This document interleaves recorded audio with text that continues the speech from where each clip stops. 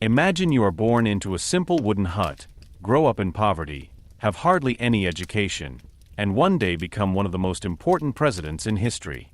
This is exactly the incredible story of Abraham Lincoln. But before we begin, I have a question for you. Do you think that a single person can really change the course of history? Write your opinion in the comments below. I'm curious what you think. And if you're interested in stories about extraordinary people, historical turning points, and the people behind big decisions, don't forget to like this video and subscribe to the channel, so you won't miss any new stories from history. Now we travel back to 1809, to a place that could hardly be further from power and politics, a small log cabin in Kentucky. This is where the story of a man who would change America forever begins, Abraham Lincoln. Chapter 1. A Birth at the Border. The winter of 1809 was cold in the hills of Kentucky. The wind swept over the open fields, through the bare forests, and over the small settlements that slowly spread along the American frontier. In this harsh world, far from big cities and political power, a family lived in a simple log cabin made of rough-hewn logs. There was no luxury, no comfort, and hardly any security. But it was here, on February 12, 1809, that a boy was born whose name would later go down in history, Abraham Lincoln. The cabin stood on a small piece of land near a spring that later became known as Sinking Spring. The building was hardly larger than a single room. The floor was made of compacted earth, the roof of wooden shingles, and cold light penetrated into the room through small openings. In one corner a fire burned in the fireplace, which was at the same time warmth and stove. For the family who lived there, this was not an unusual home. It was typical of life on the American border. Lincoln's parents, Thomas Lincoln and Nancy Hanks Lincoln, were among the many settlers who sought their fortune in the West. They were not wealthy people. Thomas Lincoln worked as a farmer and occasionally as a carpenter. His life was marked by hard physical work, long days in the fields, and the constant uncertainty of whether the next harvest would be enough to feed the family. Life on the frontier was not romantic, as it was often portrayed later. It was a daily struggle against nature, disease, and poverty. Forests had to be cleared to create fields. Houses had to be built from what the surrounding area had to offer.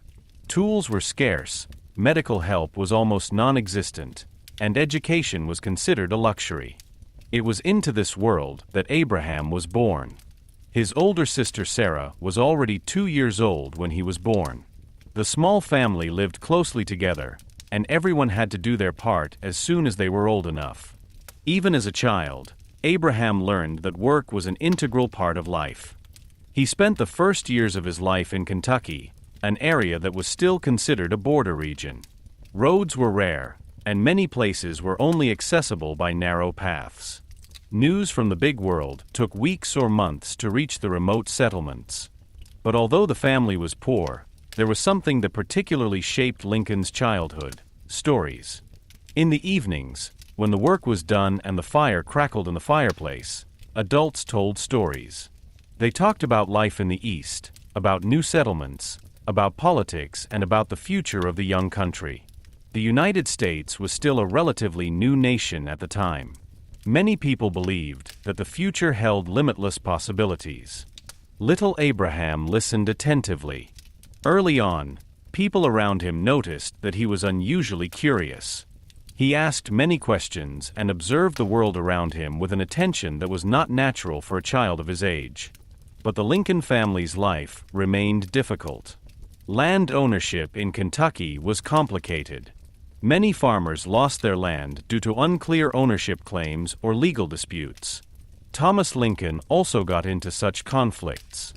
Several times the family had to leave home and start over. This uncertainty strongly shaped Abraham's early years. Even as a young boy, he experienced how quickly stability could disappear. A piece of land on which you worked could suddenly belong to someone else. A crop could be destroyed by bad weather. An accident could threaten the existence of a family. Perhaps Lincoln's understanding of justice and fairness began to grow here. When Abraham was about 7 years old, his father made an important decision. The family would leave Kentucky and move further north, to the area of present-day Indiana. The reason was not only the dispute over land rights. Social conditions also played a role. Kentucky was a slave state. The institution of slavery was part of the economy and daily life there.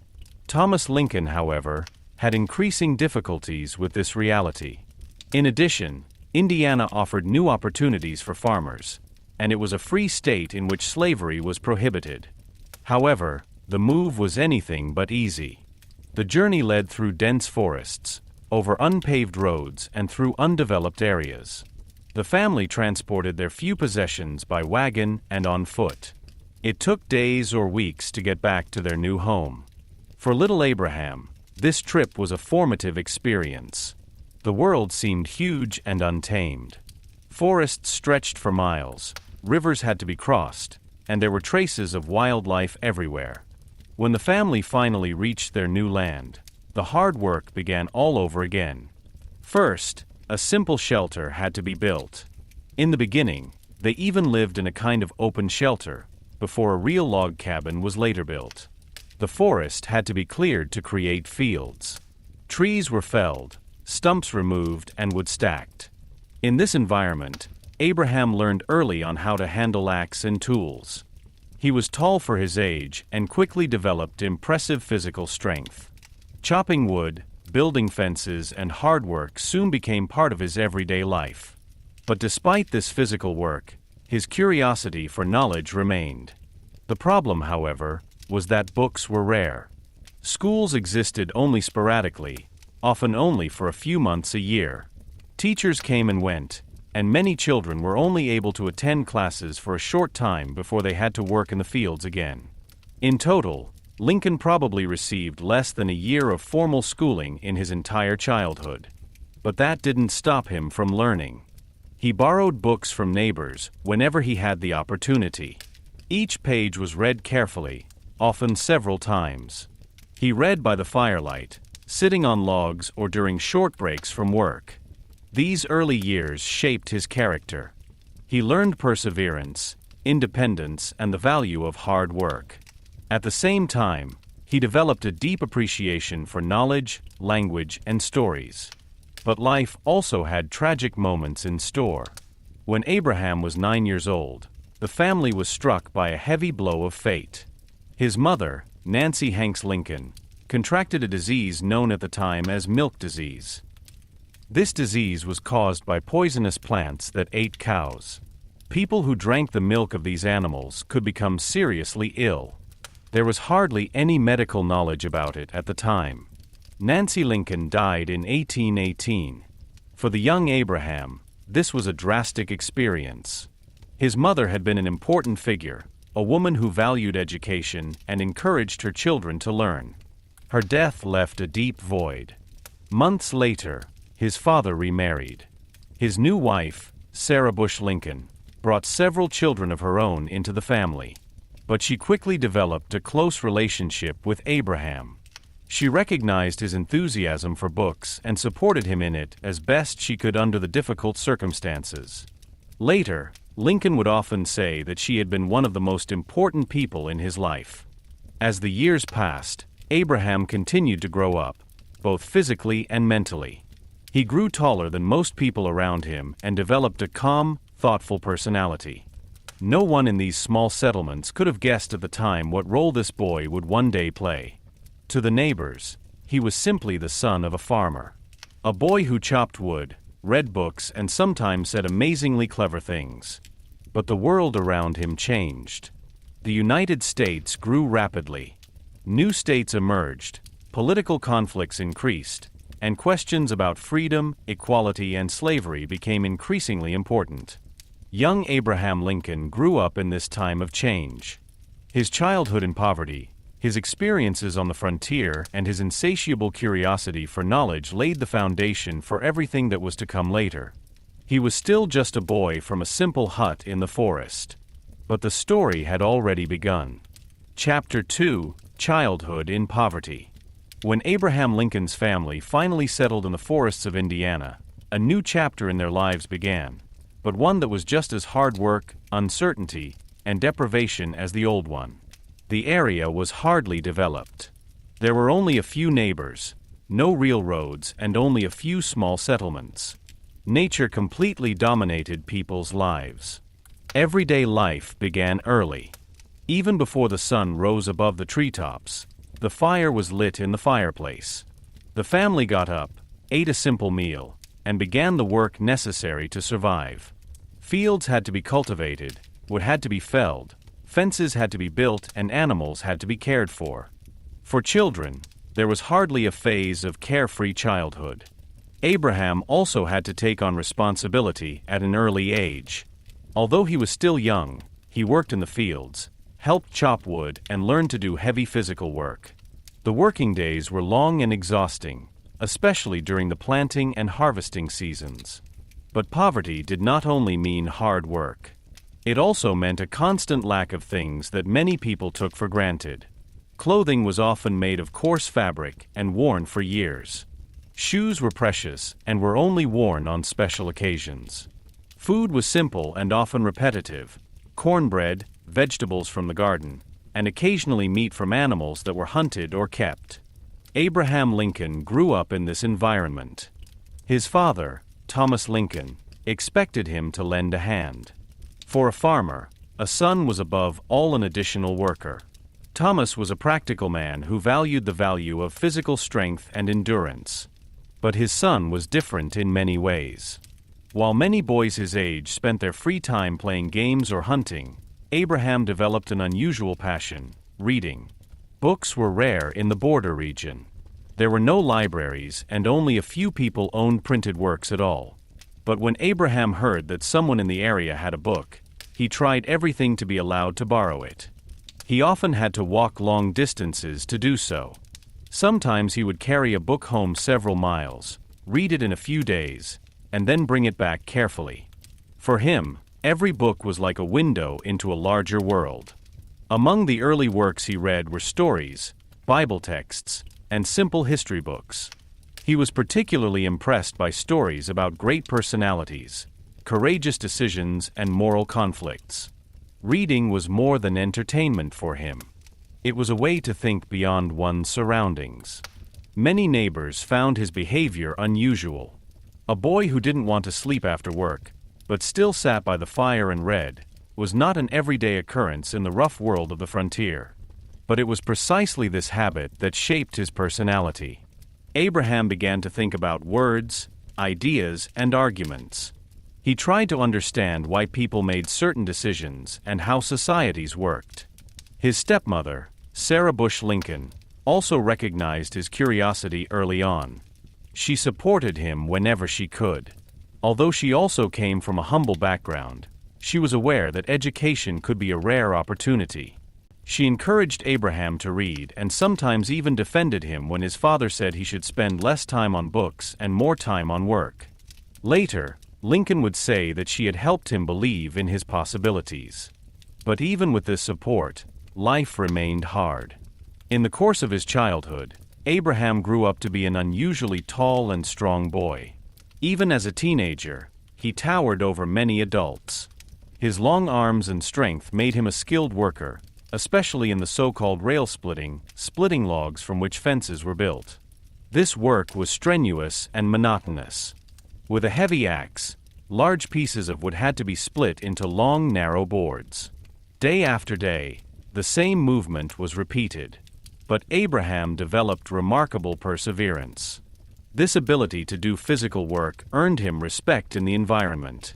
Many people in the settlements knew him as an honest and helpful young man. He was known for keeping promises and taking responsibility. But in addition to his physical strength, something else stood out: his way of speaking. Abraham loved stories. When people gathered after work, he often told humorous or thoughtful stories that he had read or made up himself. His ability to choose words and make people laugh or think quickly made him popular.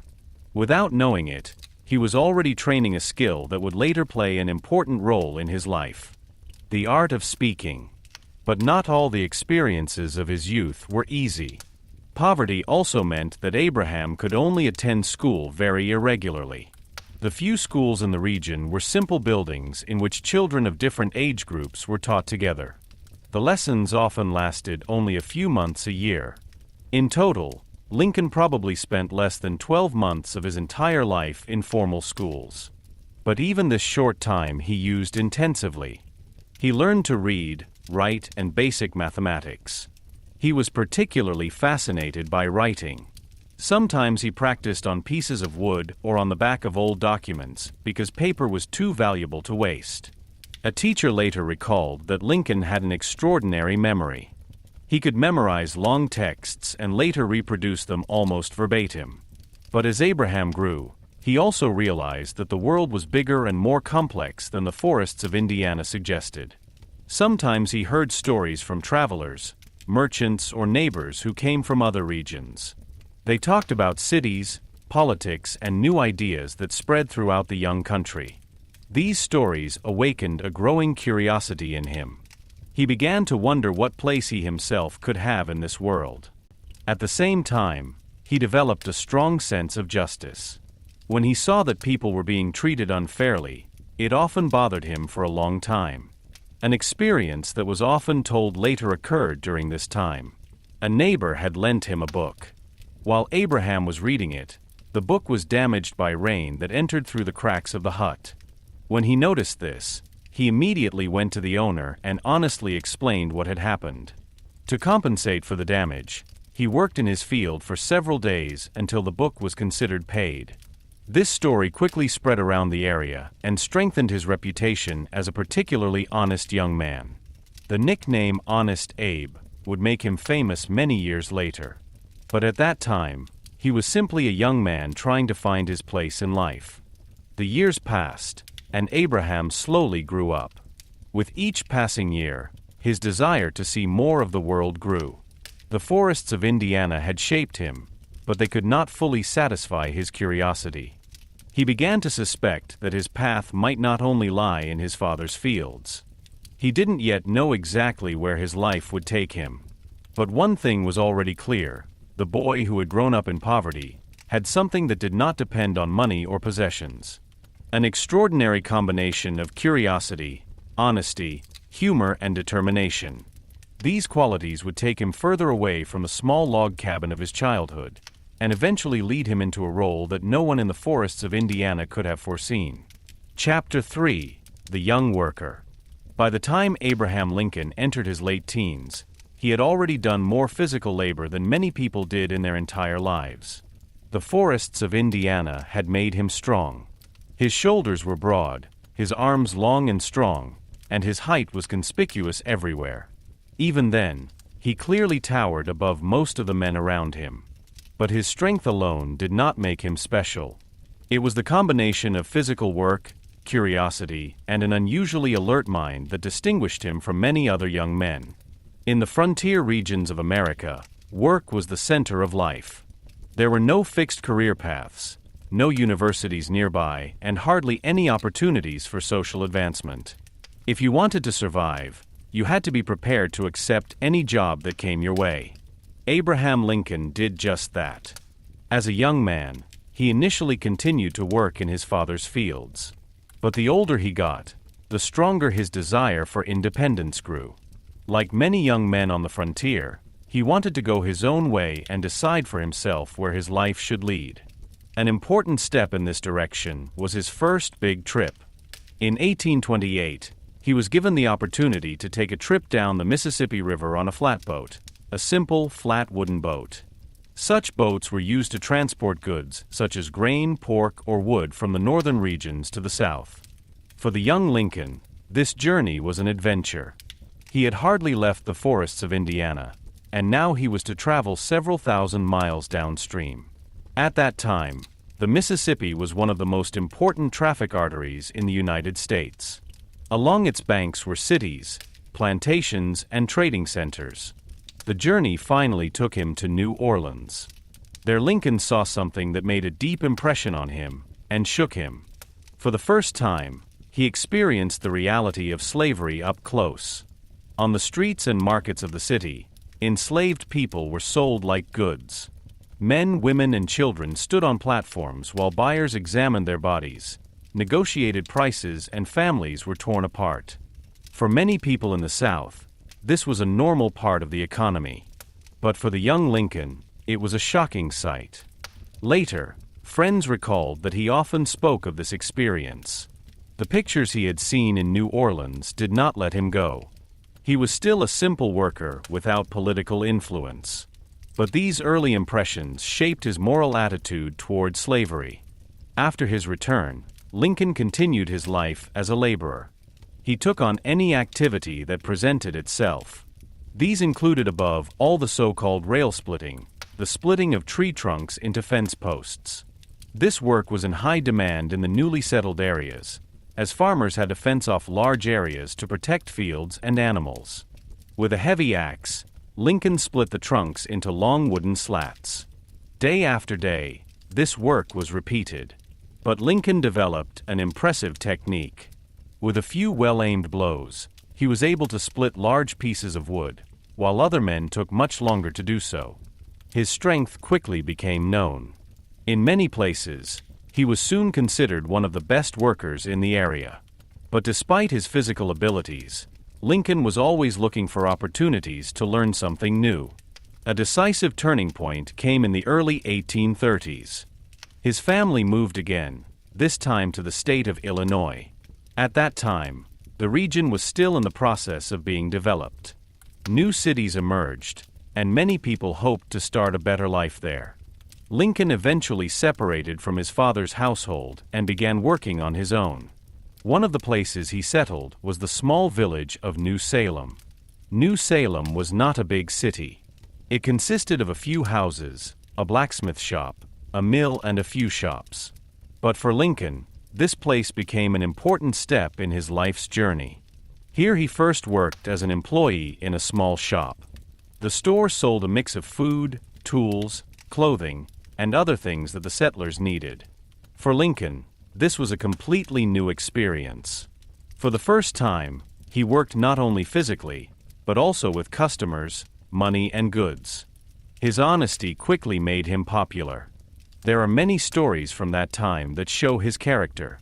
One of the most famous tells that he once noticed that he had accidentally given a customer a few cents too little change. When he noticed the mistake, he walked several kilometers to her house, just to bring her the missing money. Such stories spread quickly in the small community. More and more people trusted him. But Lincoln was not just a salesman. When there was little to do in the shop, he often sat behind the counter and read books. Sometimes he discussed politics, history, or social issues with clients. His ability to explain complex topics in an understandable way caught the eye of many people. In addition to his work in the store, Lincoln also participated in various local activities. He took part in discussions, told stories, and entertained people with his dry humor. He became particularly known for his participation in so-called wrestling matches. Wrestling was a popular form of entertainment in the border regions. Young men competed against each other to measure their strength. Lincoln was considered difficult to defeat. His size, his long arms, and his strength gave him clear advantages. But even more important was his fair treatment of others. Even after a victory, he treated his opponents with respect. These qualities made him very popular in New Salem. But life also brought setbacks. The shop where Lincoln worked eventually ran into financial difficulties. His business partner went into debt, and the company went bankrupt. Lincoln was left sitting on part of this debt. For a young man without a large income, this was a heavy burden. But instead of shirking it, he decided to repay the debt in full. It took years for him to settle everything. During this time, he took on various jobs, as a worker, as a postmaster, and even as a surveyor. The job as postmaster brought him a special pleasure. He was responsible for the village's post office. But since only a few letters arrived, he had plenty of time to read. Every newspaper that arrived in New Salem was carefully studied by him. In this way, he began to deal more intensively with politics. The United States was in a period of rapid growth. New states emerged, political parties developed, and important issues about the economy, infrastructure, and slavery were discussed more and more frequently. Lincoln listened attentively and formed his own opinion. His friends noticed that he had a special ability to analyze political issues clearly.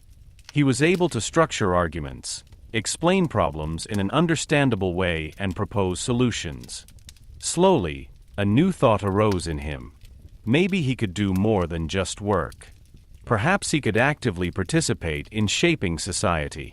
But this thought seemed unrealistic at first. Lincoln had hardly any schooling, no money, and no powerful contacts. Most politicians of the time came from wealthy families or had a classical education.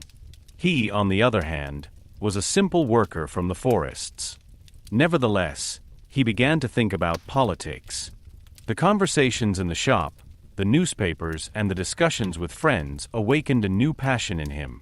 He increasingly participated in public debates and expressed his opinions on issues affecting the lives of people in Illinois. He was not yet a politician, but his journey had already begun. The young worker from the border region had discovered something stronger than muscle power, the power of ideas and words. And it was precisely these abilities that would soon open a door that would change his life forever. Chapter 4: First Encounter with Politics. In the early 1830s, the small village of New Salem was more than just a collection of simple houses on the edge of the American frontier. For the young Abraham Lincoln, this place became a kind of stage on which a new side of his personality slowly developed. Until then, Lincoln had lived mainly as a worker. He had split wood, transported goods, worked in a shop, and taken on a wide variety of odd jobs. But the longer he stayed in New Salem, the more the people around him noticed a special quality: his ability to talk. When the villagers gathered in the evening, often after a long day at work, lively conversations quickly arose about all kinds of things: harvests, prices, news from other states, or political decisions in Washington. In such conversations, Lincoln spoke up more and more often. His way of speaking was different from many others. He spoke calmly, deliberately, and often with a mixture of humor and clear logic. Instead of getting loud or interrupting others, he listened attentively first. Only then did he formulate his thoughts. Many people found that his arguments were often surprisingly well thought out. He had taught himself a large part of his knowledge. The newspapers he could read as postmaster provided him with information on national politics, economic developments, and social debates. At the same time, he read books on history, law, and oratory. Slowly a young man emerged who, although he had no formal education, nevertheless developed a remarkable political curiosity. During this time, American politics was in a state of great change. The United States grew rapidly, new states were formed, and many people debated how the country should be organized. An important role was played by then-President Andrew Jackson, whose political movement had great influence. Jackson advocated the idea that the government should do more to represent the interests of ordinary citizens. Many farmers, workers, and settlers felt addressed by this policy. In Illinois, too, there was lively discussion about political issues.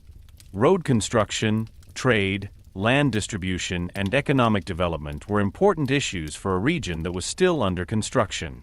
The infrastructure, in particular, was decisive. Without roads, bridges, and canals, it was difficult to transport goods or connect new settlements. Lincoln listened attentively to all these discussions. Over time, he began to get more and more involved.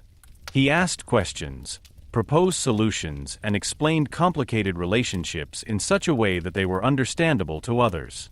The people of New Salem quickly realized that this young man could do more than just tell stories. He was able to convince.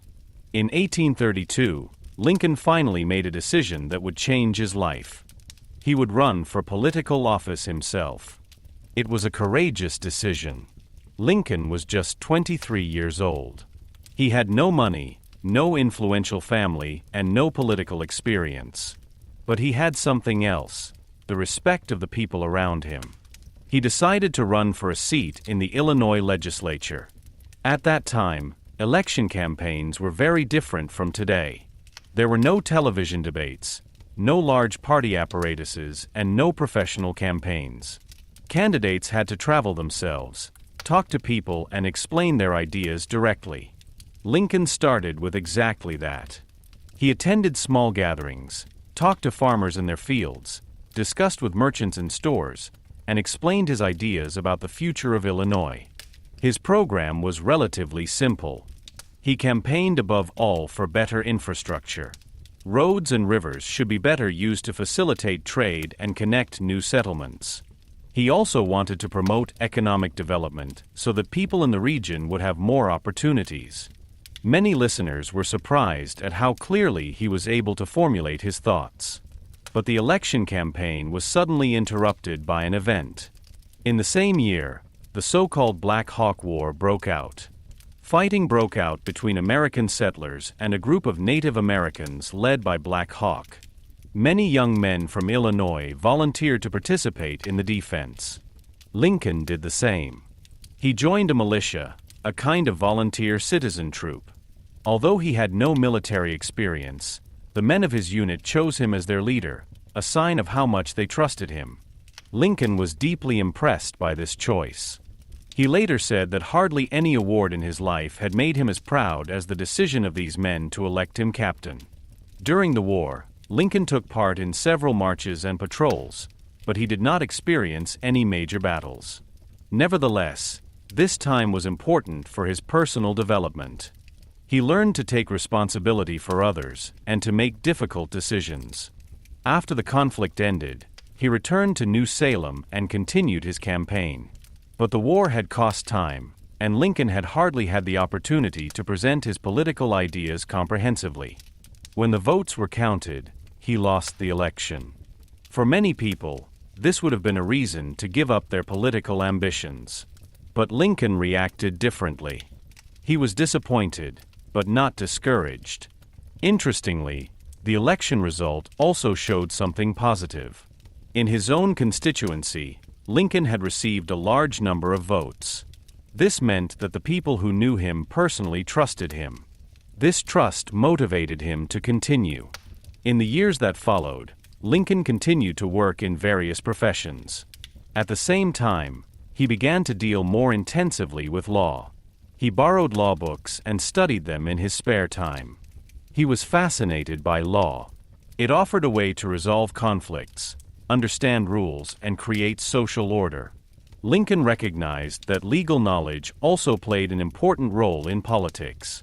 His goal slowly began to change. He didn't just want to be a worker, but a man who understood laws and could help shape them. During this time, he remained active in New Salem.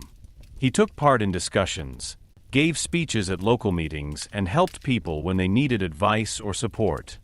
His fame grew. More and more people in the region heard about the tall, lanky young man with the humor, honesty, and unusual ability to explain complex topics in an understandable way. Finally, as the next election for the Illinois legislature approached, Lincoln decided to run again. This time he was better prepared. He had more experience, more contacts, and a clearer political profile. In addition, many people had respected his stance during the Black Hawk War. The election campaign was more intense than before. Lincoln traveled through various places, talked to voters, and explained his vision for Illinois. In doing so, he remained true to his style: simple words, clear thoughts, and an honest tone. This mixture proved to be successful. In 1834, Abraham Lincoln finally won the election to the Illinois legislature. For the son of a poor farmer, this was an amazing step. He had no classical education, no large fortune, and no powerful supporters. But through hard work, self-study, and the support of the people around him, he had achieved a place in politics. When Lincoln made his way to the first session of Parliament, a new chapter in his life began. The young worker from the forests of Indiana was now part of the political world of a growing state. No one had any idea where this path would lead him. But one thing had already become apparent: Abraham Lincoln had begun to use his voice not only for himself, but for an entire society. Chapter 5: The path to becoming a lawyer. When Abraham Lincoln was elected to the Illinois legislature in 1834, a completely new chapter began for him. The young man, who only a few years earlier had split wood and transported goods on rivers, now found himself in a world of political debates, legal texts, and public responsibility. But Lincoln knew that political success alone would not be enough to have long-term influence. Many of the men he now worked with were lawyers. They knew the laws exactly, understood complex legal issues, and were able to formulate arguments precisely. Lincoln quickly realized that he also needed this knowledge. The decision was not made suddenly, but developed slowly. During his time in Parliament, he listened attentively when legal issues were discussed. He observed experienced politicians and found that many of their skills were based on a deep understanding of the law. For Lincoln, it became clear that if he really wanted to change something, he had to understand the law. So he began to study law. But his situation was unusual. Unlike many other aspiring lawyers, Lincoln did not attend university. He had neither the money nor the schooling that would normally have been required for this. Instead, he chose a path that was quite common in America at the time: self-study. Lincoln obtained legal books whenever he could. Friends, colleagues, or local lawyers lent him works on legislation, court rulings, and legal principles. One book was particularly important to him: Commentaries on the Laws of England, a fundamental work on the English legal system, which also had a strong influence on American legislation. In the evenings, Lincoln often sat for hours over these books. In simple accommodations or by dim candlelight, he read page after page, taking notes and trying to understand complicated legal terms. It was not an easy task. The language of the legal texts was complex and demanded patience. But Lincoln had exactly this patience. His friends noticed that he showed exceptional concentration while studying. If he was interested in a topic, he could focus completely on it and think about it for hours. In addition to his studies, he also continued his political work. The Illinois legislature met regularly to discuss laws, infrastructure projects, and economic issues. Lincoln took an active part in these debates and slowly developed his own political style. He was not a loud speaker. Instead, he argued calmly and logically. He tried to analyze problems clearly and find solutions that made sense for as many people as possible. This way of thinking fit well with legal thinking. After all, law means resolving conflicts, formulating rules, and justifying decisions in a comprehensible way. Lincoln began to realize how closely politics and law were connected. In 1836, he finally reached an important milestone. He passed the exam and was admitted to the bar.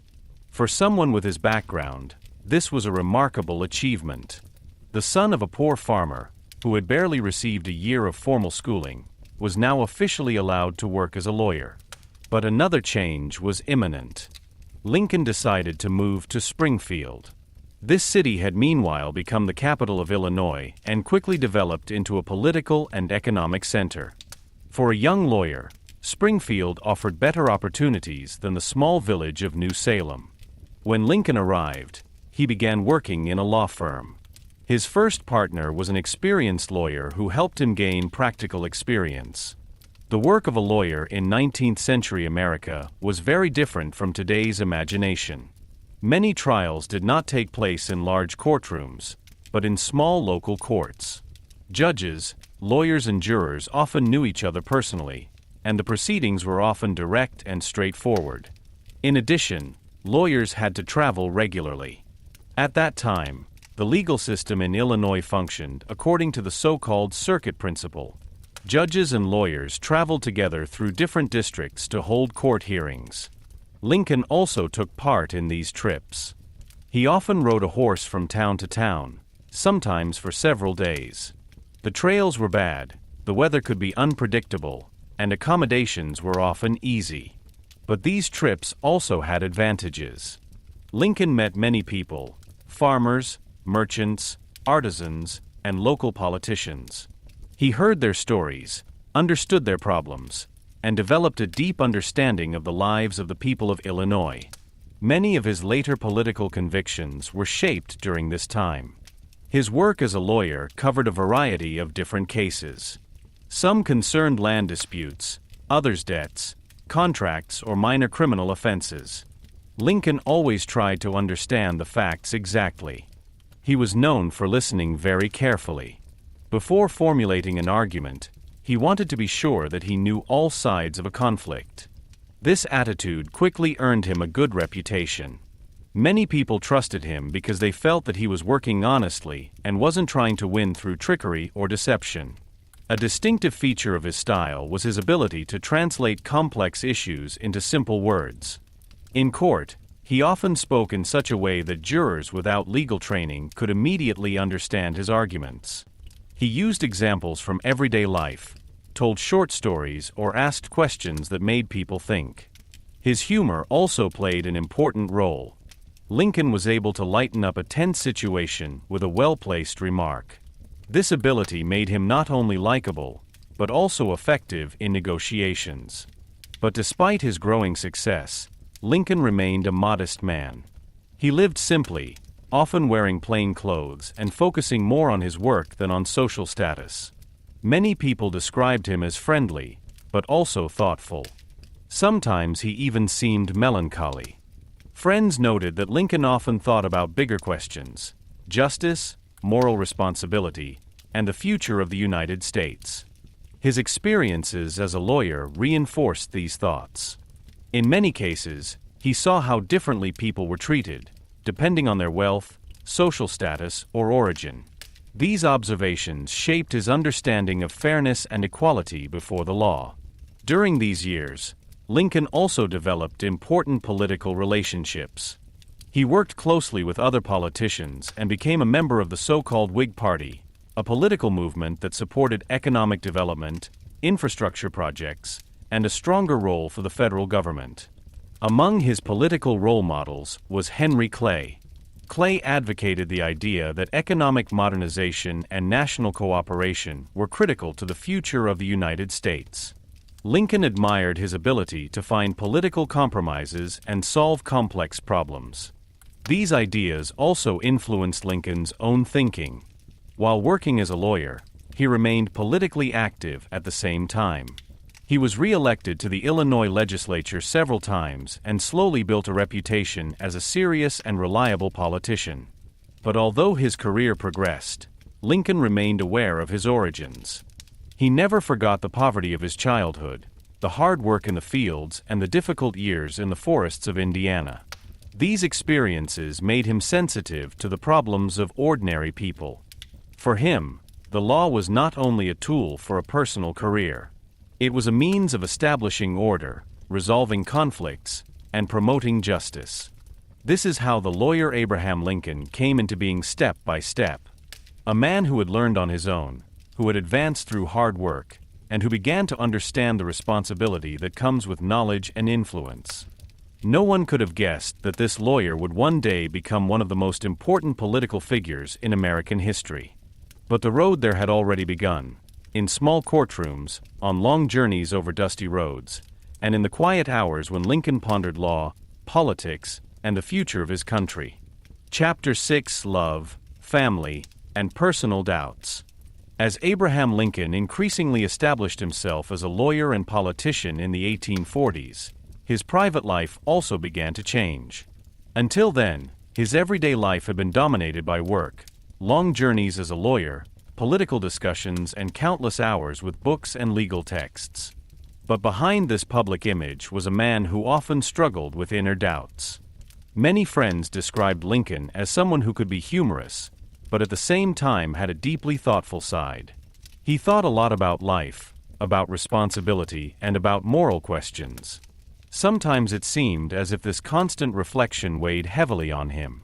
Despite these inner struggles, Lincoln began to open up more to relationships and family during this time. In Springfield, he met a woman who would change his life forever, Mary Todd Lincoln. Mary Todd came from a very different world than Lincoln. She had grown up in a wealthy family in Kentucky and had received a good education. She spoke several languages, was interested in literature and politics, and was used to social events. Unlike Lincoln's humble background, she had access to education and social circles that were out of reach for many people. When Lincoln and Mary Todd met, many immediately noticed their differences. Lincoln was tall, lanky, and often a bit awkward in social situations. His clothes were simple, his gestures sometimes clumsy. Mary, on the other hand, moved confidently in society, was elegantly dressed, and could easily participate in conversations about politics or culture. But despite these differences, a special bond developed between them. Mary Todd was very interested in politics and quickly recognized Lincoln's extraordinary abilities. She was convinced that he could one day play a major role in political life. She also openly expressed this conviction. Some of her friends later reported that Mary said early on that Lincoln had the potential to become President of the United States, an idea that sounded almost unrealistic at the time. For Lincoln himself, however, the relationship was not always easy. He was unsure whether he could live up to the expectations of a woman from such an educated and wealthy family. His own poverty background sometimes led him to believe that he did not fit into the world of the Todd family. These doubts led to a difficult phase in their relationship. Lincoln and Mary Todd first got engaged. But shortly before the planned wedding, Lincoln began to doubt. He wondered if he was really ready for marriage and if he could offer Mary a stable life. Finally, a surprising decision was made. The engagement was dissolved. This time was emotionally very difficult for Lincoln. Friends later reported that he was particularly withdrawn during this phase and often seemed melancholic. He asked many fundamental questions about his life and future. But the story of the two did not end there. After some time, Lincoln and Mary found each other again. Both had realized that their connection was stronger than their doubts. On November 4, 1842, they finally married in Springfield. This began a new chapter in the life of Abraham Lincoln. The couple moved into a house in Springfield, which is now considered one of the city's most recognizable historic buildings. There they built a family life together. Over the years, they had 4 children. The first son was Robert Todd Lincoln, who was born in 1843. Later, 3 more sons followed: Edward Baker Lincoln, William Wallace Lincoln, and Thomas Lincoln, who was often called Tad in the family. Family life brought Lincoln a lot of joy, but also great challenges. The children were lively and sometimes difficult to tame. Visitors to the house later recalled that there was often lively chaos in the Lincoln household. Toys were lying around, children were running around the rooms, and Lincoln himself took time to play with them or tell stories. He was not a strict father. Instead, he often treated his children with patience and humor. Many stories tell of how, despite his work, he took time to laugh with them or explain something to them. But family life also brought tragic moments. In 1850, little Edward Lincoln died of an illness at the age of only 4. The loss hit the family deeply. Mary Todd Lincoln in particular suffered greatly from the death of her child.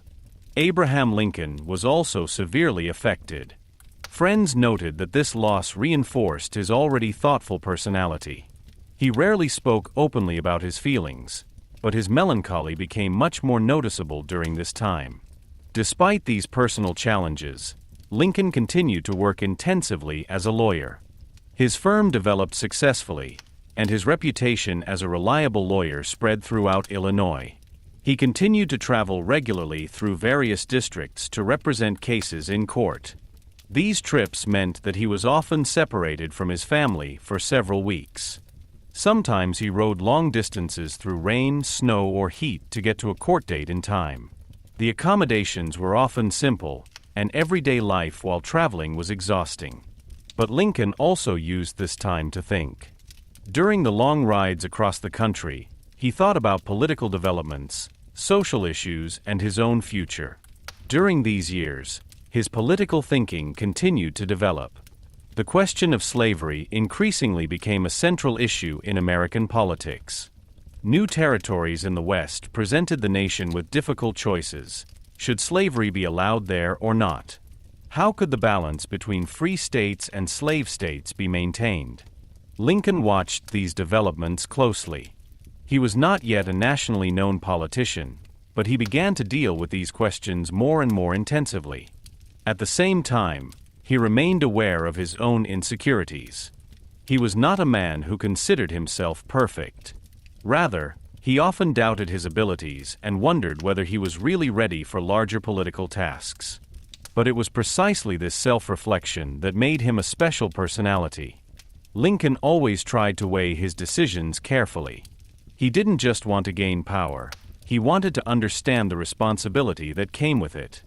His life in Springfield was therefore a mixture of different roles: lawyer, husband, father, and increasingly also political thinker. In the years to come, it would become clear that these experiences, both happy and painful, were crucial to his development. His love for his family, dealing with loss, and his own doubts shaped the character of a man who would later take on responsibility in one of the most difficult times in American history. But at that time, Abraham Lincoln was still one thing above all: a thoughtful man from Illinois who tried to balance work, family, and personal beliefs. Chapter 7: Advancement in Political Life. In the years following his marriage, Abraham Lincoln's public life began to develop more and more. While he continued to work as a lawyer and take care of his family, his political career also took off. His path into politics had already begun a few years earlier, when he had been elected to the Illinois legislature. But in the 1830s and early 1840s, Lincoln developed from a young, rather unknown congressman to a respected political figure in the state. At that time, the Illinois legislature first met in Vandalia, a small town that was the capital of the state at the time. The meetings were held in a simple building, far from the grandeur and splendor of modern government buildings. But although the environment was modest, important decisions were made there. Illinois was in a period of rapid growth. More and more people moved into the state, new cities emerged, and the economy developed. These changes brought opportunities, but also challenges. One of the most important questions concerned the infrastructure. Roads, bridges, and canals were crucial for trade and connection between different regions. Without functioning transport routes, farmers found it difficult to sell their products, and traders had difficulty transporting goods. Lincoln recognized early on how important these issues were. He supported programs for the expansion of roads and waterways.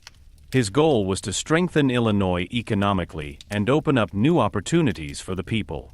In these debates, one of his most important political qualities was revealed: his pragmatism.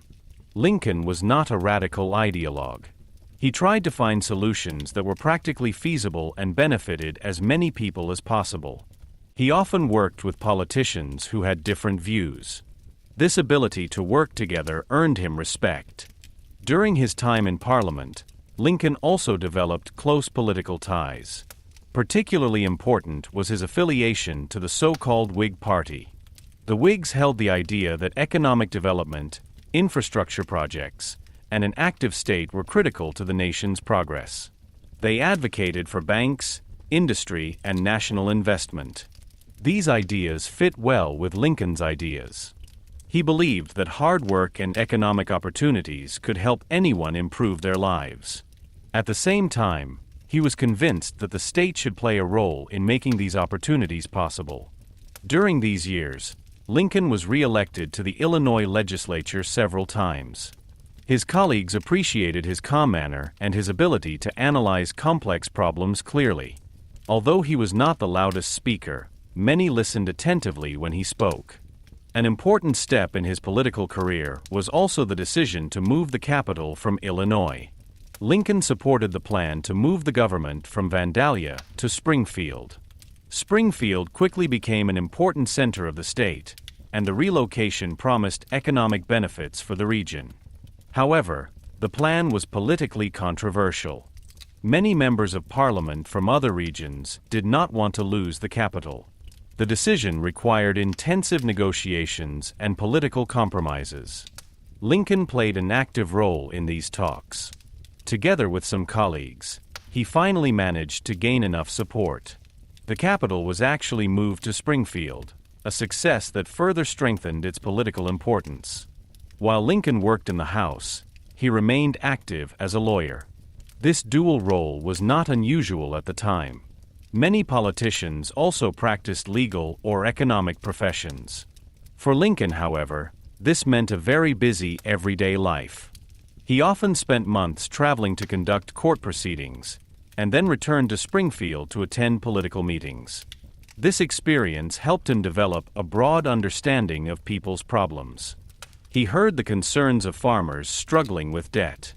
He spoke to traders who needed better transport routes. And he met families trying to find their place in a rapidly changing society. All these encounters influenced his political views. Over time, Lincoln began to think about a larger political stage.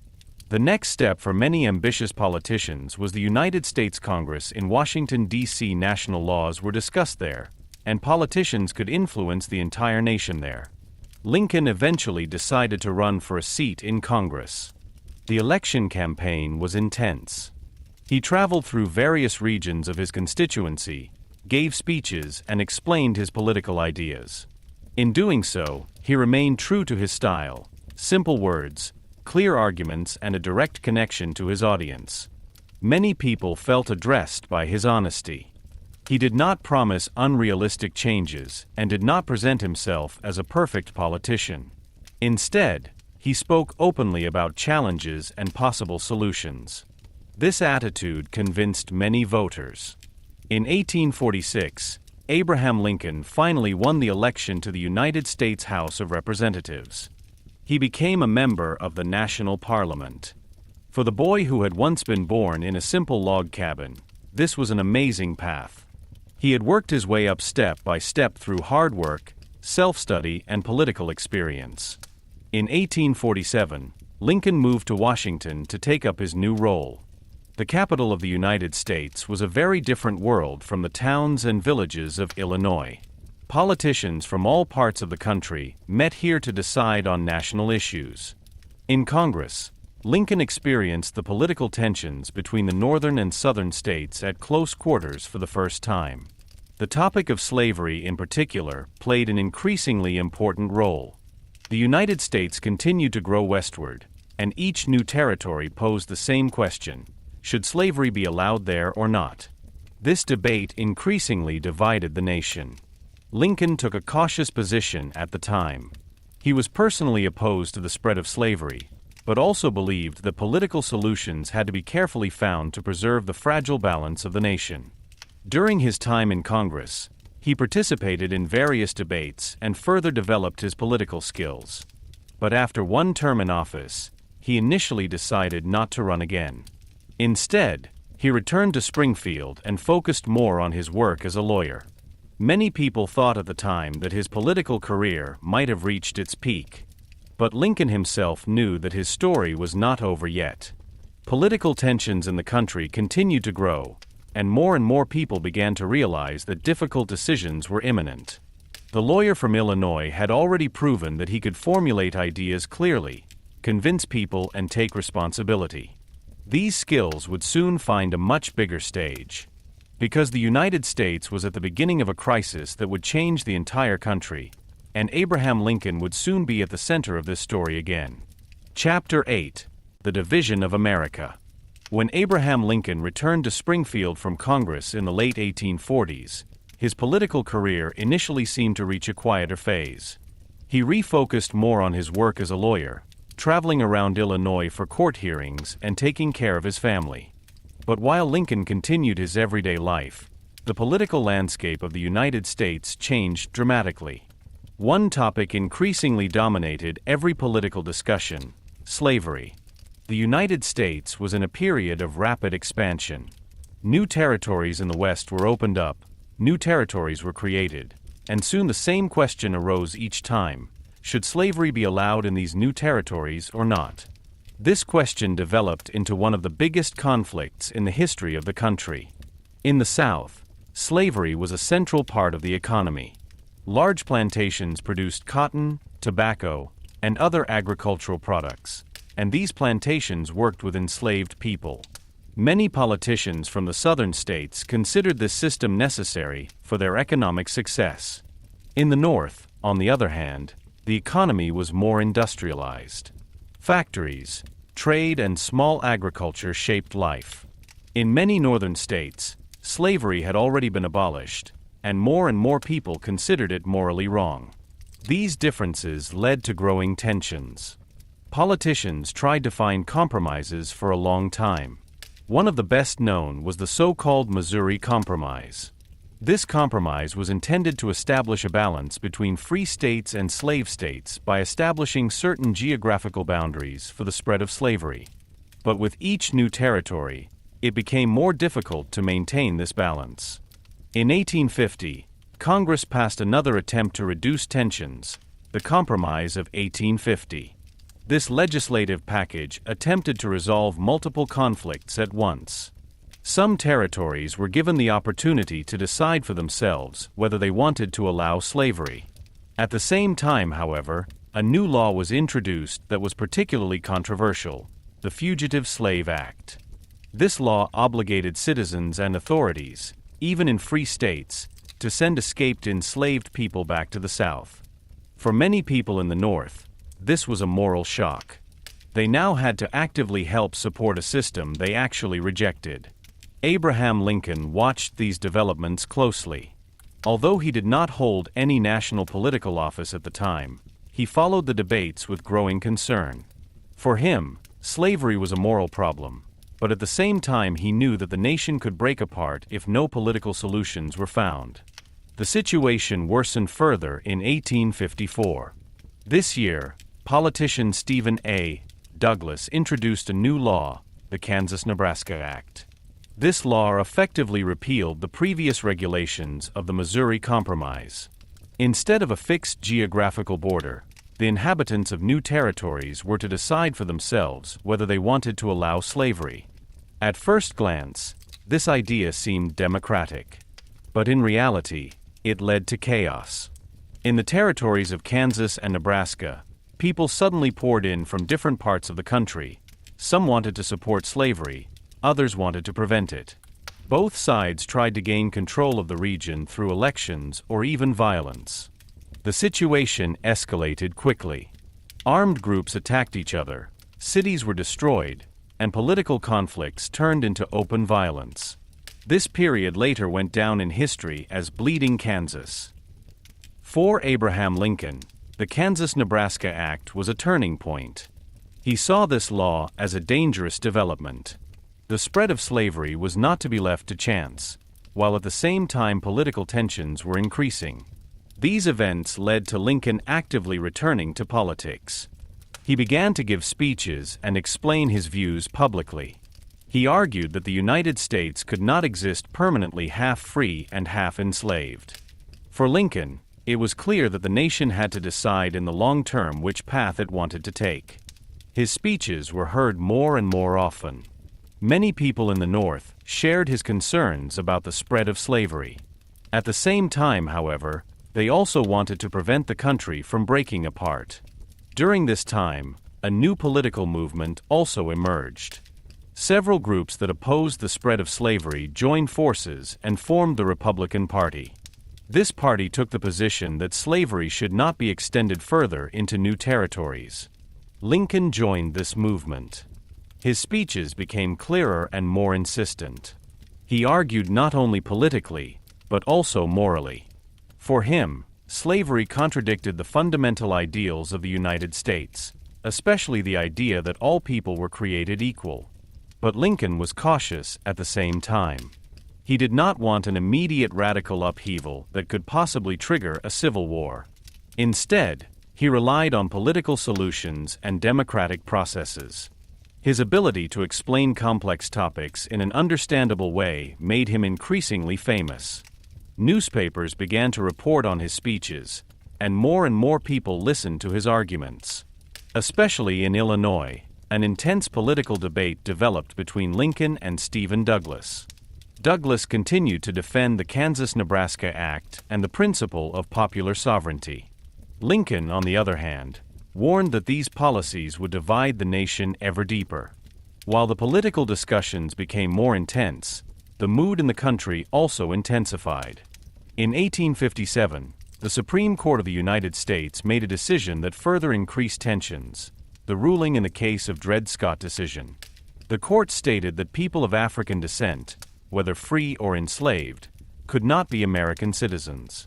It was also decided that Congress had no right to prohibit slavery in territories. For many people in the North, this verdict came as a shock. It seemed that slavery would not only remain, but even be further extended. Lincoln also reacted to this. In speeches, he sharply criticized the decision and warned that it could drive the United States even further apart. The political atmosphere became more and more tense. Newspapers reported on new conflicts daily, political gatherings became more heated, and more people began to believe that a major conflict could be inevitable. In this atmosphere, Abraham Lincoln developed from a regionally known politician to a nationally respected voice. His arguments were clear, his words carefully chosen, and his moral stance convinced many people. He was not yet president, and no war was imminent. But the division of America became more and more apparent.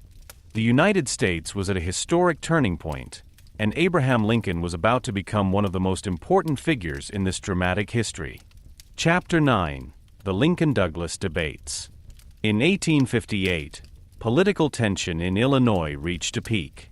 The question of slavery had meanwhile developed into one of the central conflicts of the entire nation.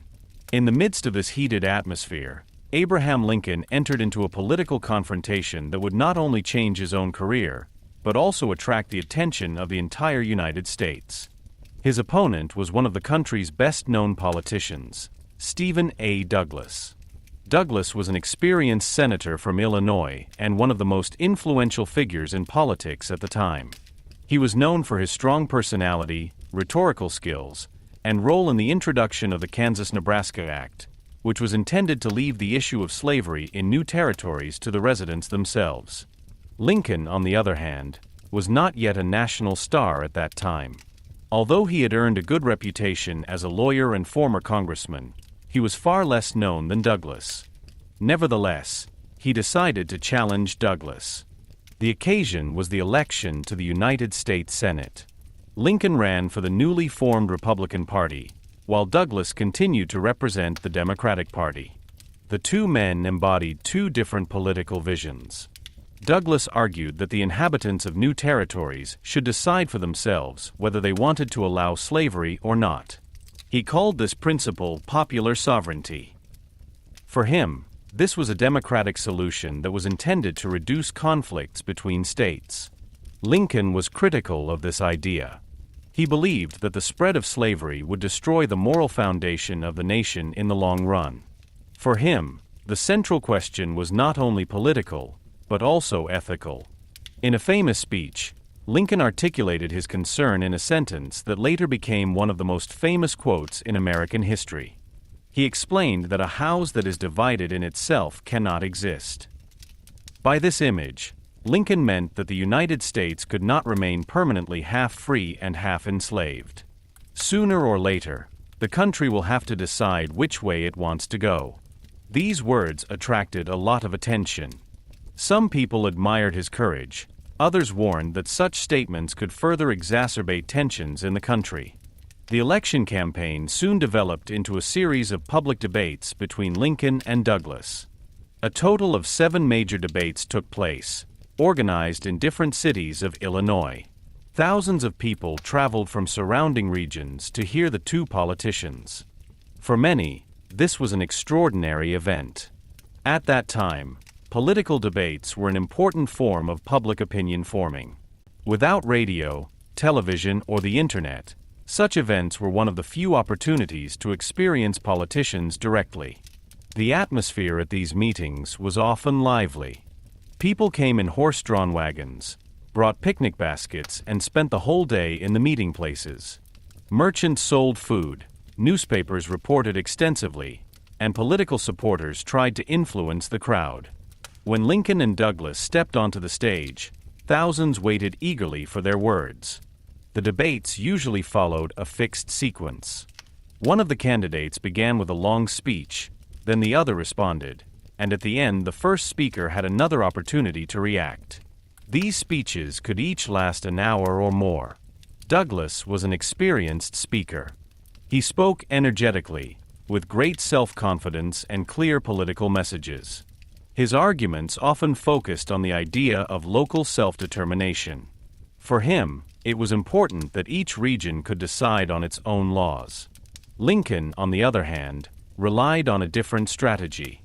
He spoke more calmly, carefully analyzed arguments, and asked many questions.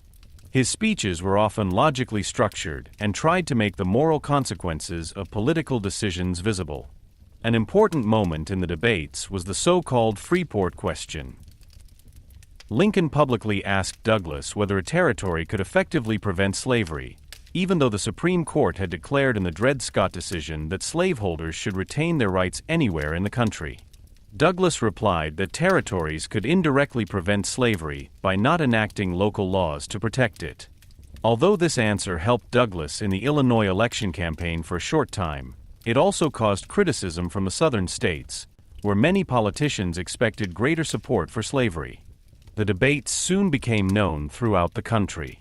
Newspapers printed the speeches in full so that people in other countries could read the arguments of the two candidates. Many readers were impressed by Lincoln's clear language and ability to explain difficult questions in an understandable way. Although Lincoln received a lot of attention in the debates, the outcome of the election was complicated. At that time, senators were not directly elected by the people, but by the state legislatures. Therefore, the members of the Illinois legislature ultimately decided on the winner. In the end, Stephen Douglas won the election. For Lincoln, this was a defeat. But paradoxically, this election campaign brought him something else: national prominence. His speeches had shown that he was an extraordinary political thinker. Many people in the North now saw him as an important voice against the spread of slavery. Newspapers began to report on him more frequently. Politicians from other countries became aware of him. And within the Republican Party, the impression grew that Lincoln could be a man with great political potential. The Lincoln-Douglas debates thus had an impact that went far beyond the election in Illinois. They made the moral and political conflicts of the nation visible. Millions of Americans read or heard about the arguments of both sides and began to deal more intensively with the future of their country. For Abraham Lincoln, this period was a decisive turning point. He had lost the election, but he had proven that his ideas could convince people. His clear language, his moral stance, and his ability to explain complex political issues in an understandable way made him an important figure in national politics. The debates had also shown that the United States was facing a difficult choice. The conflicts between North and South became more and more intense, and many people began to believe that political compromises would no longer be enough. While Lincoln returned to Springfield and continued his work as a lawyer, he did not yet know that his name would soon appear on a much larger political stage. But one thing had become clear in the meantime. The man who had once started out as a simple laborer in the fields of Indiana had now become one of the most important voices in the national debate about freedom, justice, and the future of the United States. Chapter 10: The Road to the White House. After the famous debates with Stephen A. Douglas in 1858, Abraham Lincoln had not been elected senator, but his fame had grown greatly throughout the country. Newspapers had printed his speeches, political observers were discussing his arguments, and many people in the North now regarded him as one of the most important voices against the spread of slavery. For Lincoln himself, this new attention did not initially mean an immediate change in his life. He returned to Springfield and continued his work as a lawyer.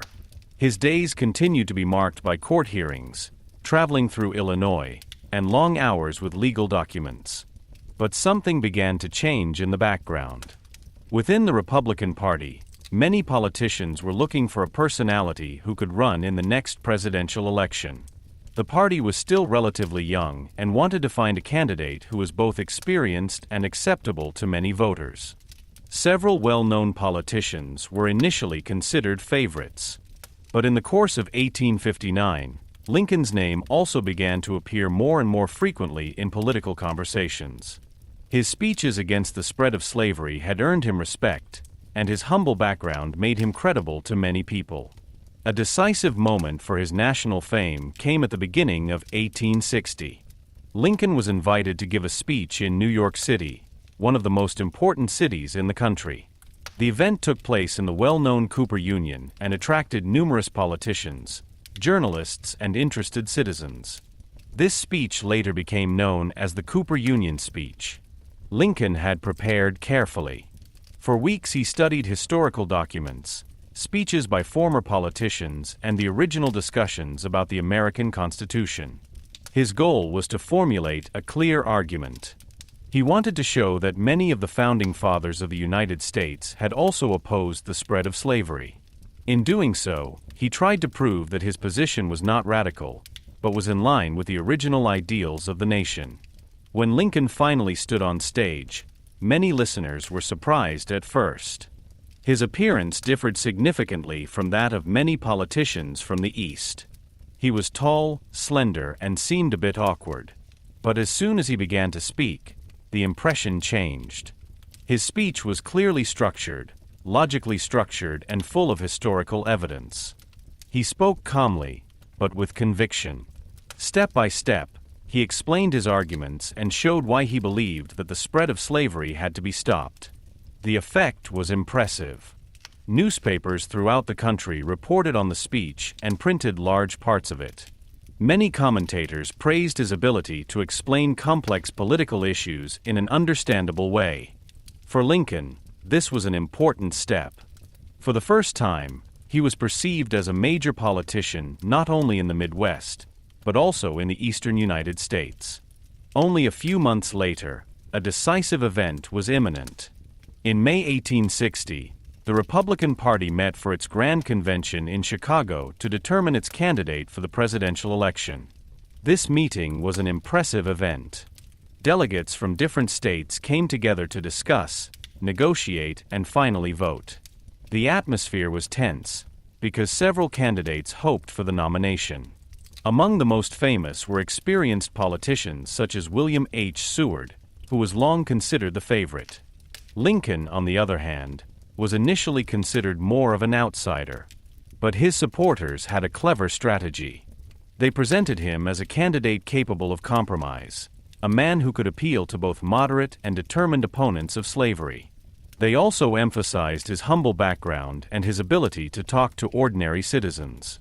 During the votes, it soon became apparent that no candidate could immediately achieve a clear majority.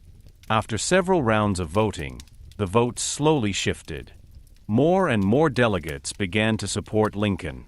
Eventually, after intense discussions and voting, Abraham Lincoln was elected the Republican Party's presidential candidate.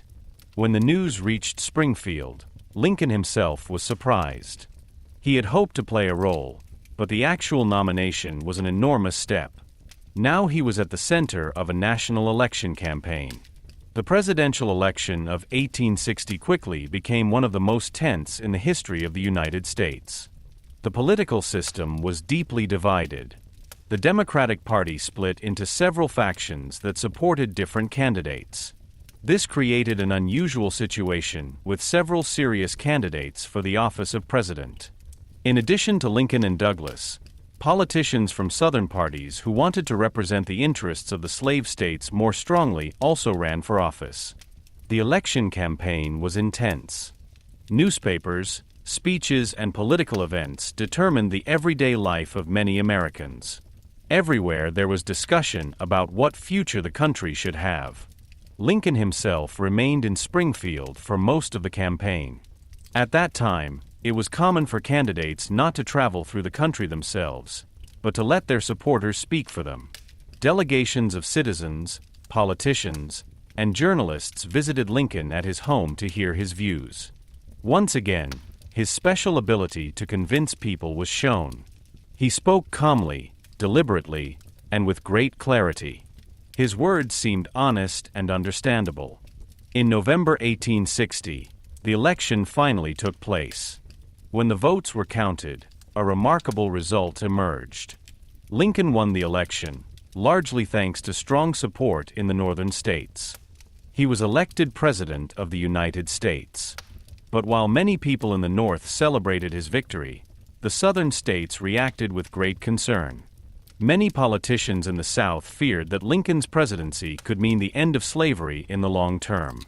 Even before Lincoln could even take office, some states began to think about leaving the Union.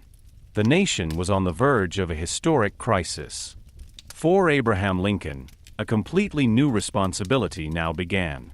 The man, who had once been born in a simple log cabin, had reached the highest political post in his country.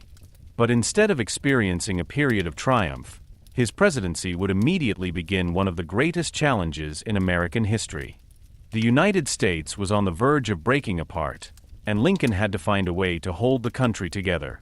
Chapter 11: A Country in Civil War. When Abraham Lincoln took the oath of office as president in Washington, D.C. in March 1861, the United States was already in a deep crisis. Political tensions between North and South had been building up for many years, but now they were threatening to explode for good. Shortly after Lincoln's election victory in 1860, several Southern states had decided to leave the Union. They declared that they no longer felt bound to the federal government and founded their own nation, the Confederate States of America. This new confederation initially consisted of 7 states, including South Carolina, Mississippi, Alabama, and Georgia. Its leadership argued that every state has the right to leave the Union if its interests are no longer protected.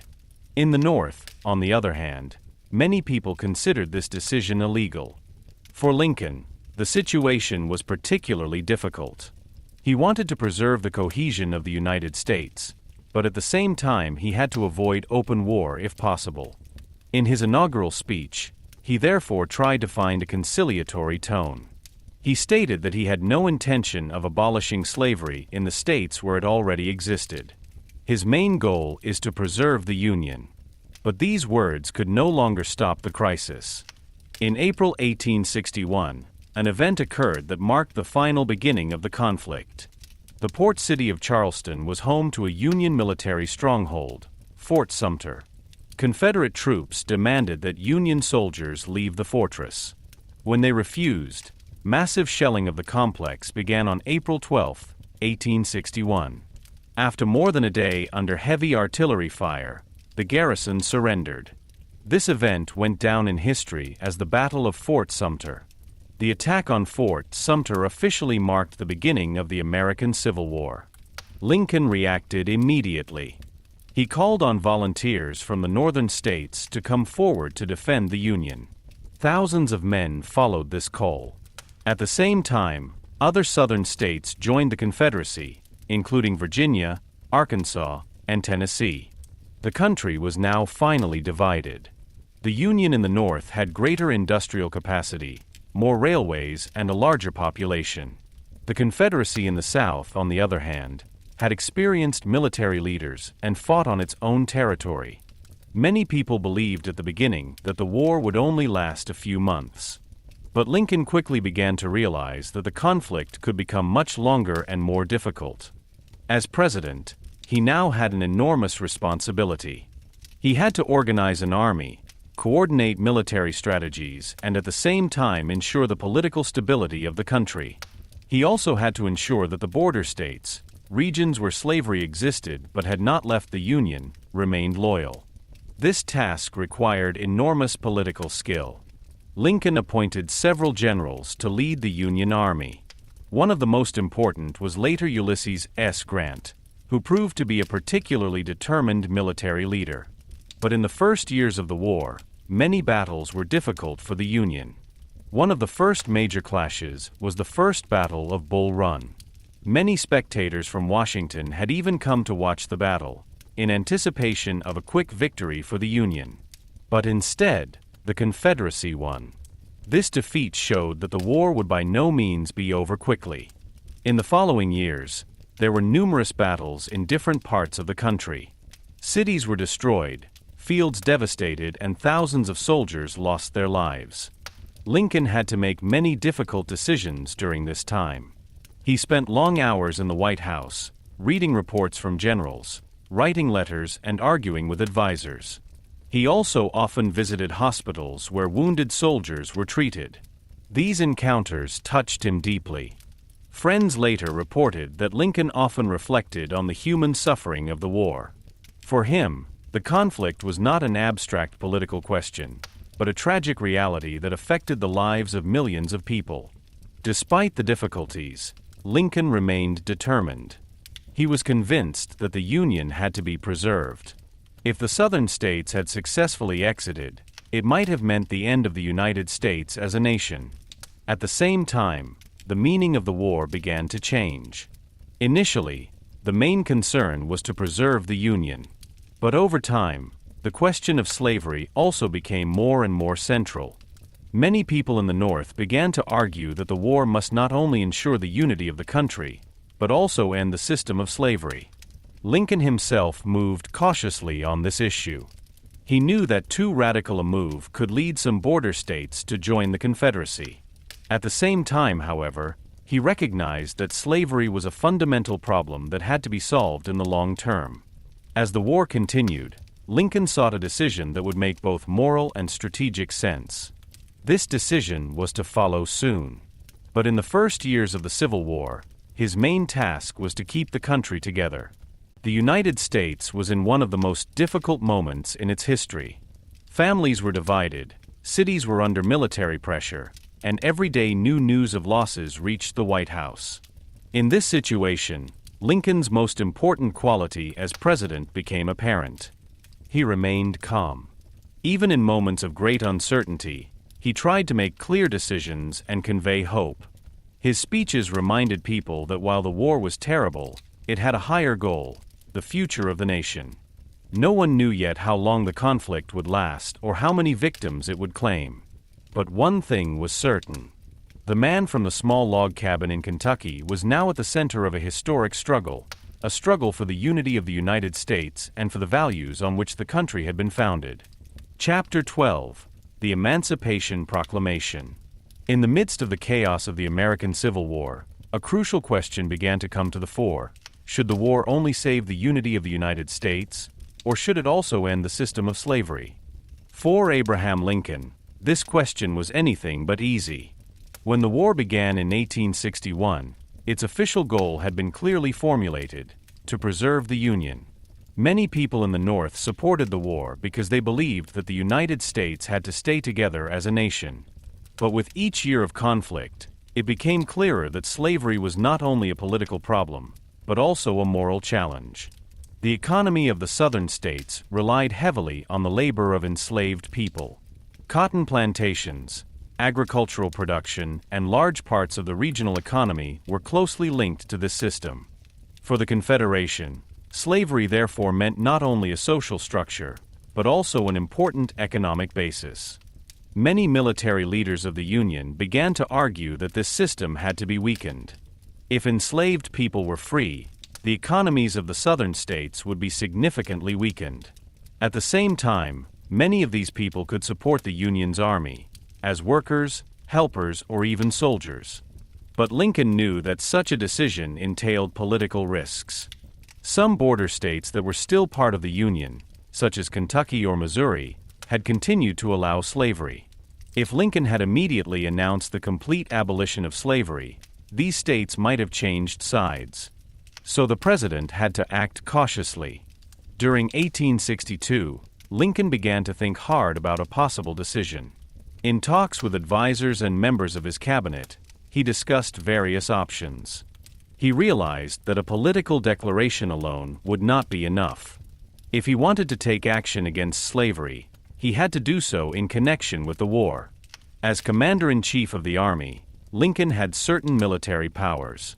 These could be used to take measures that would weaken the Confederation.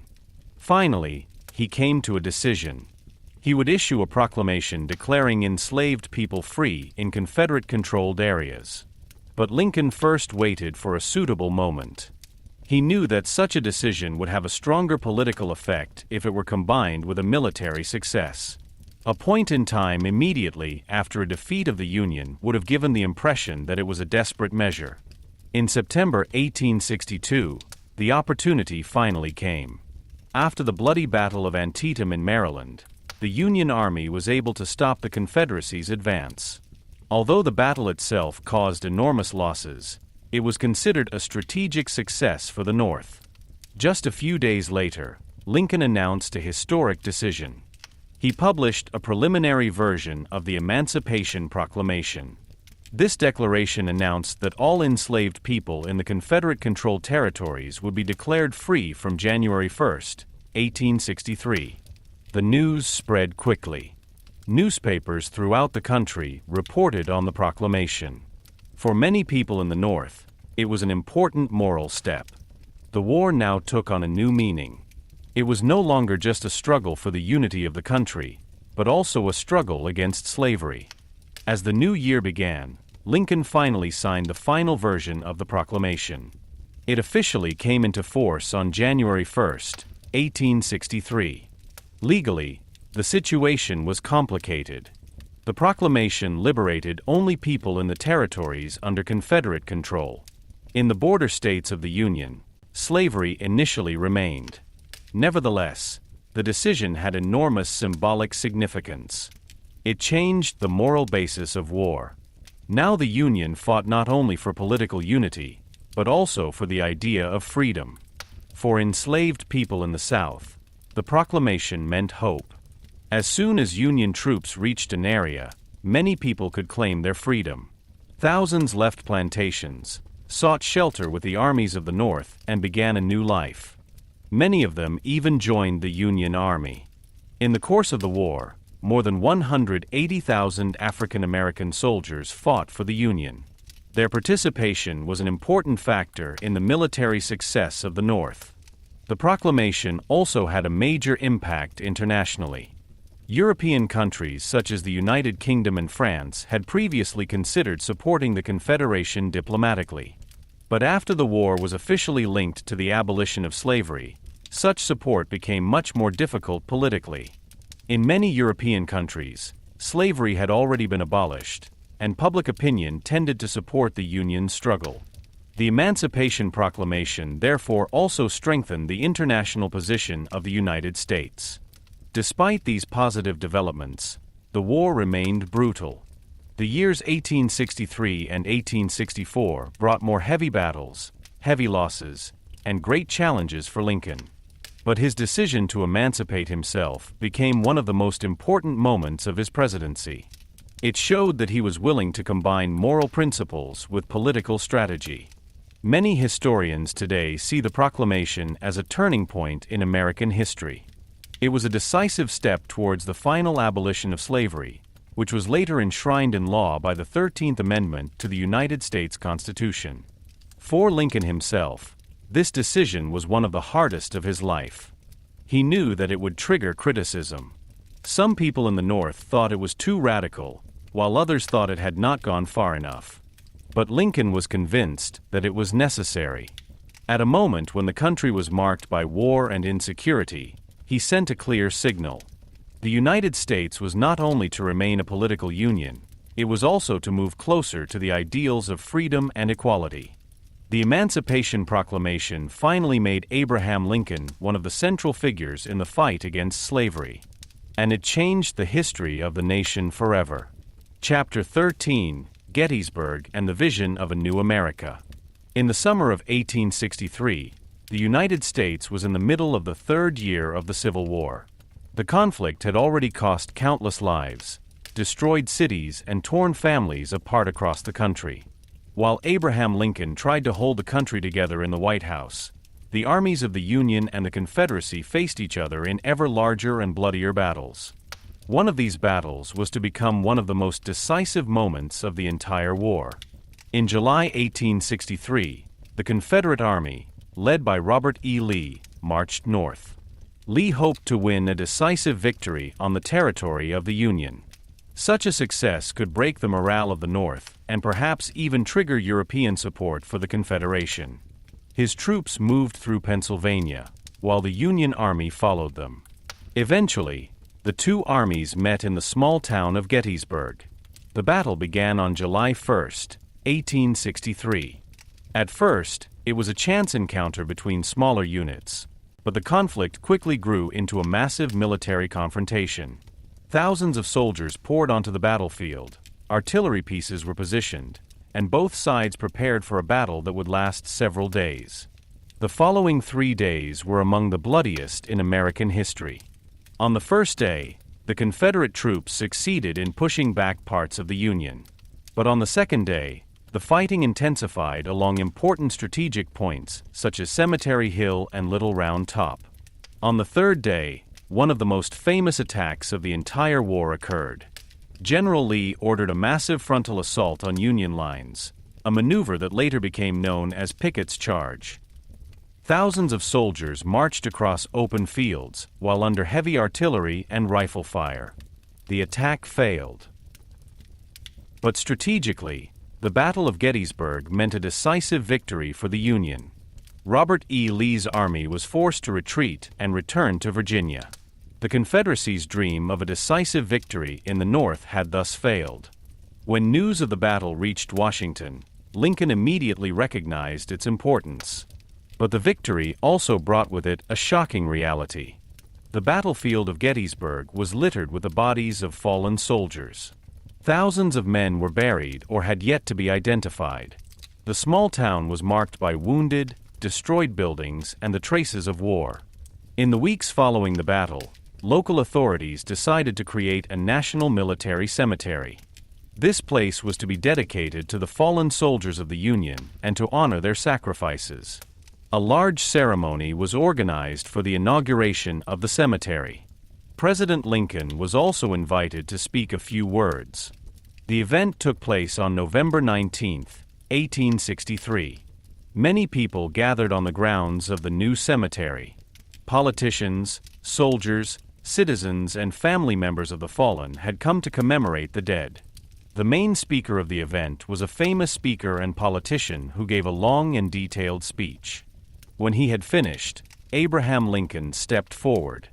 His speech was surprisingly short. In just a few minutes, he spoke a few sentences that would later become the most famous words in American history. This speech became known as the Gettysburg Address. Lincoln began with a review of the founding of the United States. He recalled that the nation was founded on the idea that all people were created equal. This idea, which had originally been formulated in the Declaration of Independence, formed the moral foundation of the country for him. Then he talked about the war. The United States is in a great test, Lincoln said, a test of whether a nation founded on freedom and equality can endure. The Battle of Gettysburg has shown how high the price of this test is. But Lincoln also stated that the sacrifices of the soldiers should not have been in vain. The living must continue their task and ensure that the nation would experience a new birth of freedom. At the end of his speech, Lincoln formulated a vision that is still cited today. He said that the government of the people, by the people and for the people, must not disappear from the earth. The audience reacted calmly at first. Some were surprised at how short the speech had been. But as time went on, more and more people realized the meaning of these words. Newspapers throughout the country printed the text of the speech. Many readers were impressed by the clarity and depth of the message. Lincoln had managed to redefine the meaning of the war in a few sentences. The conflict was not only a military struggle between two regions. It was a test of the very idea of democracy. Lincoln linked the soldier sacrifices to a larger vision for the future of the United States. In his mind, the war should not only save the Union, but also strengthen the ideals of freedom and equality. This vision gave hope to many people. The war was far from over, and more battles would follow. But Lincoln's words reminded the nation why this battle was being fought. Today, the Gettysburg Address is considered one of the most important political speeches in history. It demonstrates Lincoln's extraordinary ability to translate complex historical events into clear and powerful words. In the midst of a bloody war, he articulated a vision for a new America, a country that would learn from the victims of the conflict and emerge stronger from the crisis. For Abraham Lincoln, this speech was more than just a moment of remembrance. It was an expression of his deepest conviction that the United States was not only to survive, but also to move closer to the ideals on which it had been founded. And it was precisely this idea that was to guide the country through the last years of the Civil War. Chapter 14: Victory and Hope for Reconciliation. By the time the American Civil War entered its fourth year, the country was exhausted. Millions of people had lost loved ones, cities had been destroyed, and entire regions were suffering from economic collapse. But despite all the losses, it slowly began to become apparent that the Union was gaining a decisive advantage. In 1864, the armies of the Union were stronger than before. Under the leadership of generals such as Ulysses S. Grant and William Tecumseh Sherman, a new military strategy was implemented. Grant waged an aggressive campaign against the main Confederate army under Robert E. Lee. Instead of fighting short battles and then retreating, Grant relied on permanent pressure. His strategy was simple but brutal. The Union Army was to constantly attack the Confederate troops and give them no time to recover. Meanwhile, General Sherman led another campaign in the South. In 1864, he began his famous march through Atlanta and later on to the Atlantic Ocean. This operation went down in history as Sherman's March to the Sea. Sherman's army destroyed Confederate railroads, warehouses, and military infrastructure. The aim was to weaken the economic basis of the South and to break the resistance. This strategy was controversial. Many people criticized the destruction of civilian infrastructure, but militarily the plan proved to be effective. The Confederacy increasingly lost its ability to supply its armies. While these military developments were taking place, President Abraham Lincoln faced another important challenge. In 1864, he had to face another presidential election. The mood in the North was uncertain at that time. The war had already lasted longer than many had expected, and the losses were high. Some political opponents argued that a peace agreement with the Confederacy would be better than an endless war. Lincoln knew that his re-election was by no means guaranteed. But the military successes of the Union in the course of the year changed the political mood. In particular, the conquest of Atlanta by Sherman's army strengthened the confidence of many voters. In November 1864, Lincoln finally won the election by a clear margin.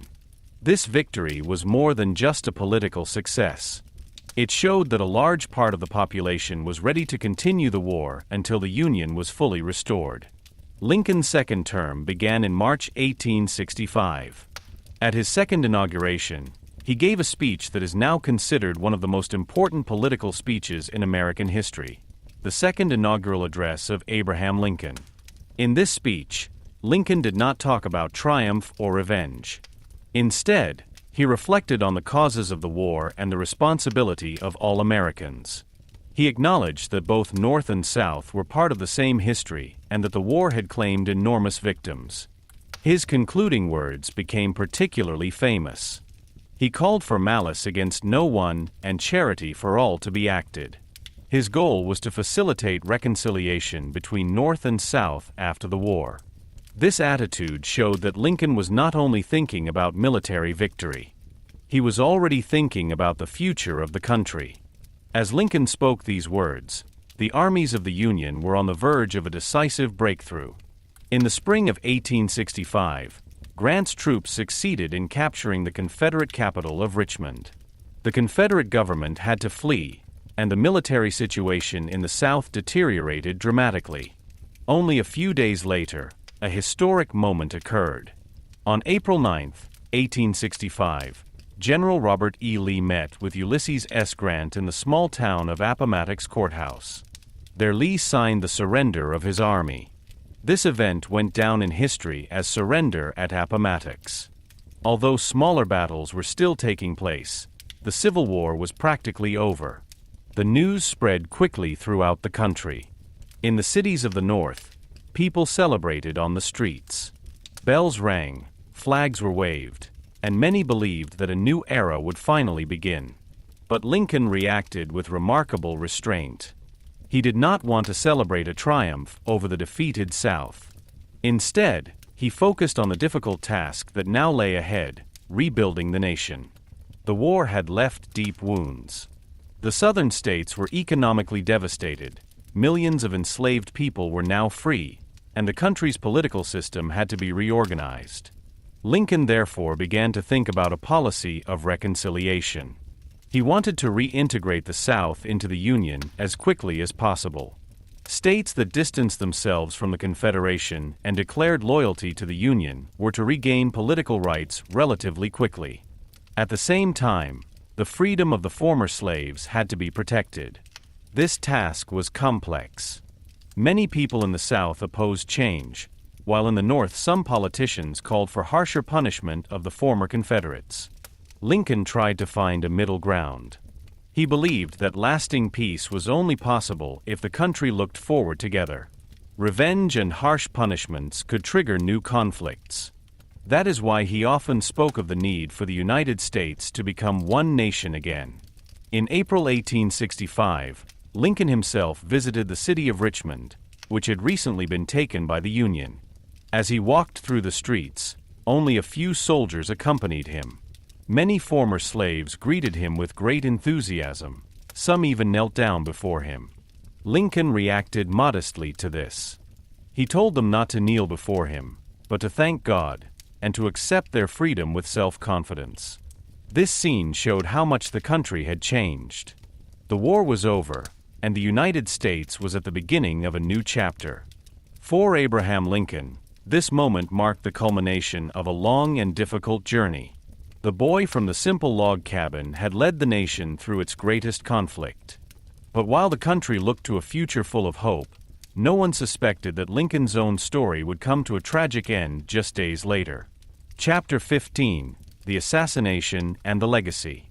In April 1865, the United States was in a moment that many people had long thought impossible. The Civil War was practically over, the armies of the Confederacy had capitulated, and the nation cautiously began to speak of peace. For Abraham Lincoln, this was the moment he had been working towards during the long years of war. His goal had always been to save the Union and reunite the country.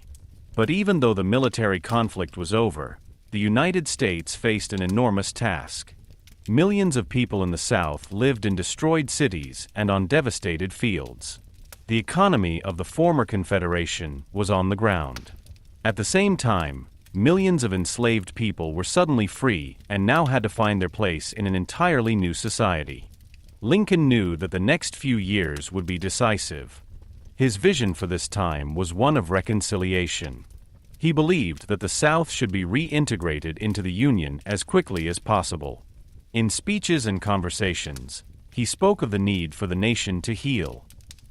Instead of imposing harsh punishments, he wanted to find a way that would allow peace and cooperation. But while Lincoln was thinking about the future of the country, another man was plotting a crime that would shake the nation.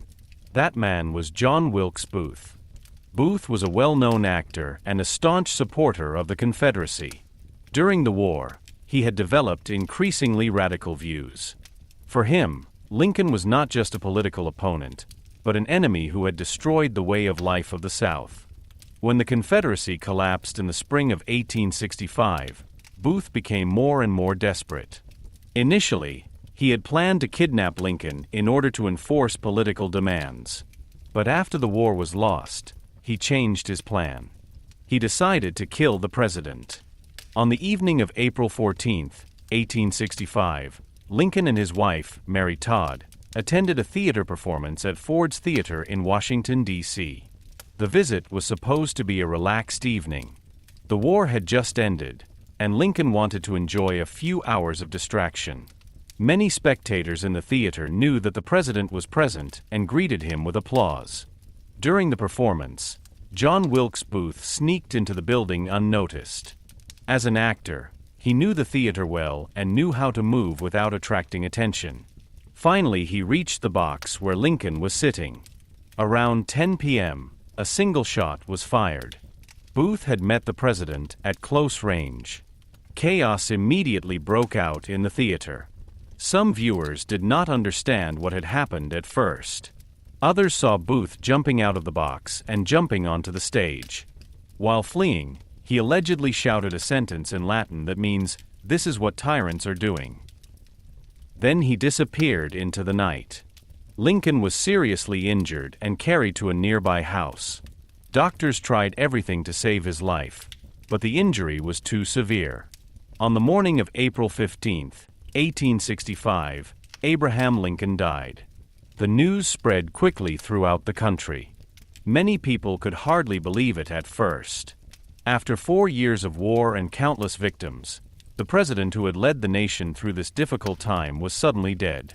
In cities in the North, people gathered on the streets to hear the news. Churches rang their bells, newspapers published special editions, and there was deep mourning all over the country. For many Americans, Lincoln had been more than just a president. He had become a symbol of hope, of unity, and of the fight against slavery.